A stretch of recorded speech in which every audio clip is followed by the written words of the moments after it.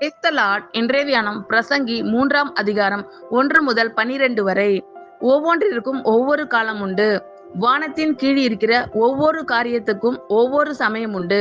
பிறக்க ஒரு காலம் உண்டு, இறக்க ஒரு காலம் உண்டு, நட ஒரு காலம் உண்டு, நட்டதை பிடுங்க ஒரு காலம் உண்டு, கொல்ல ஒரு காலம் உண்டு, குணமாக்க ஒரு காலம் உண்டு, இடிக்க ஒரு காலம் உண்டு, கட்ட ஒரு காலம் உண்டு, அழ ஒரு காலம் உண்டு, நகைக்க ஒரு காலம் உண்டு, புலம்ப ஒரு காலம் உண்டு, நடனம் பண்ண ஒரு காலம் உண்டு, கற்களை எரிந்துவிட ஒரு காலம் உண்டு, கற்களை சேர்க்க ஒரு காலம் உண்டு, தழுவ ஒரு காலம் உண்டு, தழுவாமல் இருக்க ஒரு காலம் உண்டு, தேட ஒரு காலம் உண்டு, இழக்க ஒரு காலம் உண்டு, காப்பாற்ற ஒரு காலம் உண்டு, எரிந்துவிட ஒரு காலம் உண்டு, கிழிக்க ஒரு காலம் உண்டு, தைக்க ஒரு காலம் உண்டு, மௌனமாய் இருக்க ஒரு காலம் உண்டு, பேச ஒரு காலம் உண்டு, சிநேகிக்க ஒரு காலம் உண்டு, பகைக்க ஒரு காலம் உண்டு, யுத்தம் பண்ண ஒரு காலம் உண்டு, சமாதானம் பண்ண ஒரு காலம் உண்டு.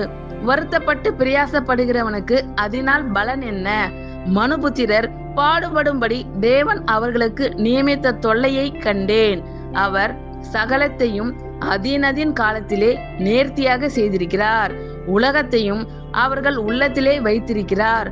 ஆதலால் தேவன் ஆதி முதல் அந்த மட்டும் செய்து வரும் கிரியையை மனுஷன் கண்டுபிடியான்.